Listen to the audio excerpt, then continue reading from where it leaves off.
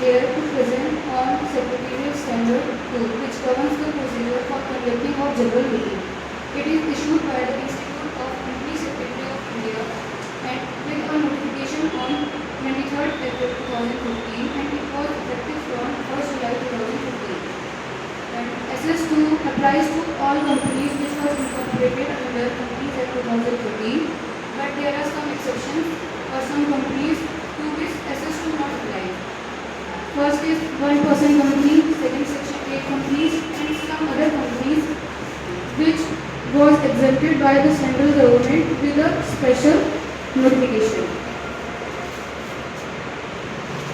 Board meeting, general meeting conduct करने के लिए बोर्ड के पास अथॉरिटी है कि वो साल में एक बार जनरल मीटिंग कंडक्ट करेगी।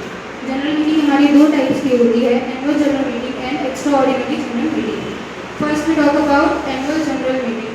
हर कंपनी को अपने कैलेंडर ईयर में एक बार एनुअल जनरल मीटिंग कंडक्ट करनी पड़ती है within 6 month from the end of its financial year. अपने साल खत्म होने के 6 महीने बाद ही means 30 September of the year general meeting conduct करनी पड़ेगी। और अगर कोई कंपनी है जो अभी न्यूली इनकॉर्पोरेट हुई है तो उसके लिए कंसेप्ट अलग है, वहाँ पे वो with in 9 month from the end of financial year collect करेगी। और दो एनुअल जनरल मीटिंग के बीच में मिनिमम 15 मंथ का ही गैप होना चाहिए, इससे ज़्यादा गैप नहीं हो सकता है। बट इन केस अगर कंपनी को एक्सटेंशन चाहिए तो वो 3 मंथ का एक्सटेंशन ले सकती है, but prior approval of ROC. General meeting conduct करने के लिए कंपनीज को नोटिस प्रोवाइड करना पड़ेगा, which should provide notice to directors, auditors, secretarial auditors और debenture of trustees also. Notice shall be send with by post, और अगर company के पास उसकी वेबसाइट है तो वहाँ पे भी उसे वो अपलोड करनी पड़ेगी, न्यूज़पेपर में भी उसको पोस्ट कराना पड़ेगा कि मीटिंग है। और नोटिस में कंटेंट करना चाहिए कि किस दिन मीटिंग होगी, कब उसका टाइमिंग है, उसका वेन्यू क्या है और हमारी मीटिंग का मेन पर्पस क्या है, उसमें डिफाइन होना चाहिए। और नोटिस मिनिमम 20 डेज पहले अपने मेंबर्स के पास जानी चाहिए कि कब हमारी मीटिंग होगी। और इनकेस अगर कंपनी शॉर्टर पीरियड में नोटिस करनी चाहती है तो उसको मिनिमम 95% ऑफ अपने मेंबर्स की परमिशन लेनी पड़ेगी। वो अग्री कर जाते हैं तो शॉर्टर पीरियड में भी वो बुला सकते हैं। इनकेस अगर कंपनी को अर्जेंसी में 14 डेज में बुलाना है तो वो बुला सकते हैं, तो 95% के शेयर होल्डर्स को अप्रूवल देना पड़ेगा।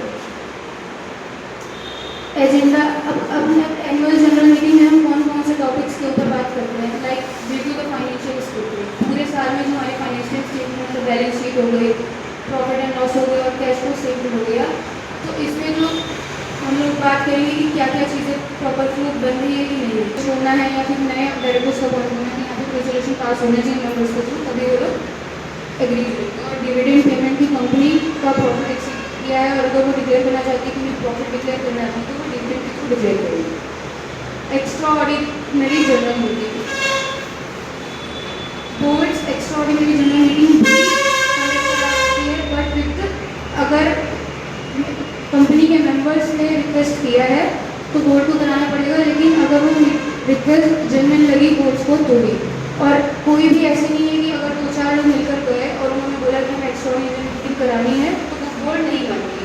मिनिमम अगर जो मेंबर्स वहाँ पे हैं उन सबको मिलाकर अगर 1/10 वोटिंग पावर उन लोगों के पास होगी या 1/10 ऑफ शेयर कैपिटल को होल्ड कर लोग बोर्ड के पास जा सकते हैं और उनकी रिक्वेस्ट जेन्युइन होगी तो board extra ordinary general meeting conduct करेगी।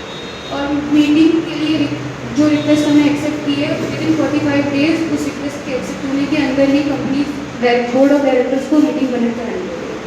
फोरम मिनिमम मतलब कितने लोगों को वहाँ पे प्रेजेंट होना ज़रूरी है। फोरम का मतलब ये नहीं है कि आए और शुरू के 15 मिनट ही वहाँ पे सारे मेंबर्स प्रेजेंट रहे और उसके बाद फिर वो लोग छोड़ के चले गए, नहीं ऐसा नहीं है। पूरा रेगुलर मीटिंग करना पड़ेगा स्टार्टिंग से लेकर जब तक सारे रेजोल्यूशन पास नहीं हो सकते। In case of public company, अगर हमारी पब्लिक कंपनी है और उनके पास 1000 मेंबर्स हैं तो मिनिमम 5 मेंबर्स को वहाँ प्रेजेंट होना पड़ेगा। और अगर 1000 से लेकर 5000 तक मेंबर्स हैं उस कंपनी के तो मिनिमम 15 मेंबर्स को वहाँ फिजिकली प्रेजेंट करना पड़ेगा। और मोर देन 5000 मेंबर्स हैं तो वहाँ पे मिनिमम 30 मेंबर्स को प्रेजेंट होना पड़ेगा। और इस board meeting annual general meeting के थ्रू डायरेक्टर्स को, ऑडिटर्स को, और अगर कोई ऑडिट कमेटी है तो उन सबके मेंबर्स को भी वहाँ प्रेजेंट होना पड़ेगा। और बोर्ड मीटिंग पूरी चेयरमैन के थ्रू कंडक्ट की जाती है। वो वहाँ पे पूरी अथॉरिटी देगा, वो सब शेयर मेंबर्स को बताएगा कि कौन से रेजोल्यूशन किस बारे में बात कर रहे हैं, कब पास होंगे और उनकी रिक्वायरमेंट्स क्या है।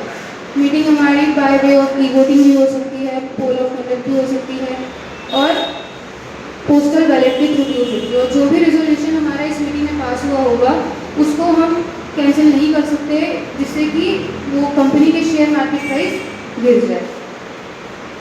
एडजर्नमेंट ऑफ मीटिंग मीन्स कि अगर हमारा कोरम मेंटेन नहीं हुआ, स्टार्टिंग में 5 मेंबर्स हमारे नहीं आए, तो उसकी वजह से वो मीटिंग हमारी कैंसिल हो जाएगी, but next week same day same time और सेम वेन्यू पे वो मीटिंग दोबारा रेशेड्यूल हो जाएगी। और इन केस अगर डायरेक्टर्स को मीटिंग की नोटिस देने के बाद भी उन लोगों को अगर कैंसिल करनी है मीटिंग, तो सारे मेंबर्स का वारंट लेना पड़ेगा और उन मेंबर्स अगर एग्री कर जाते हैं तो मीटिंग हमारी पोस्टपोन हो सकती है, लेकिन 30 डेज के अंदर हमें दोबारा मीटिंग कंडक्ट करानी पड़ेगी।